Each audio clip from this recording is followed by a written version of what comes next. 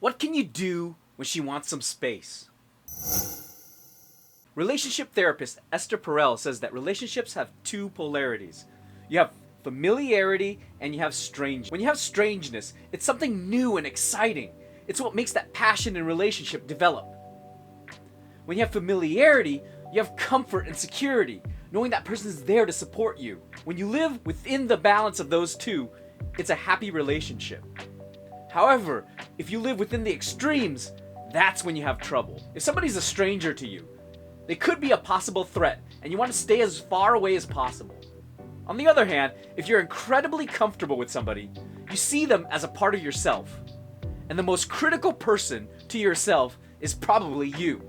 So when you realize there's a problem, it often gets amplified just because they're so familiar with you. If you feel pain when she's pulling away, that means that you care. And that's a good thing. But it tells you another thing too. It tells you that there's an abundance of familiarity.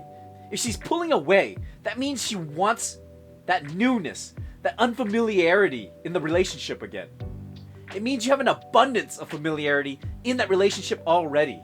If the relationship is getting too familiar, most people want to push for closeness, and that makes the situation even worse. They can't understand the pain that they're living through when the partner's trying to push back to get that unfamiliarity. They think to themselves, who's this person that's trying to change themselves? They're working out more. They're doing things they haven't done before. Hanging out with people I've never even heard of.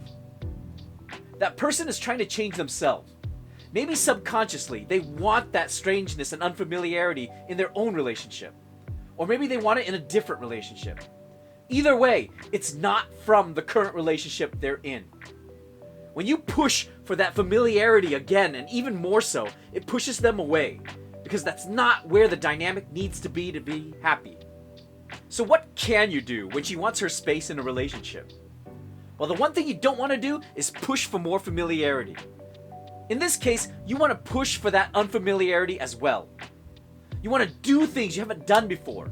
Meet people you've never met before. Try things you've never even heard of. This creates a new version of you and creates that strangeness. So when you meet together, once again afterwards, you guys become new people in a new relationship. And that's what Esther Perel recommends, is that you don't have to live with that same relationship. You could build a new relationship with the same people, so long as you both realize you need a change. For example, when couples take a forced vacation from each other, that reunion is more impactful because you guys had that space, physically and emotionally. You guys had time to develop even a little bit so that you're new people in that span of time. And that strange unfamiliarity sparks the relationship again. What do you guys think? Have you tried creating that unfamiliarity so that you could spark a relationship again? How did it go? And until next time, guys, be healthy.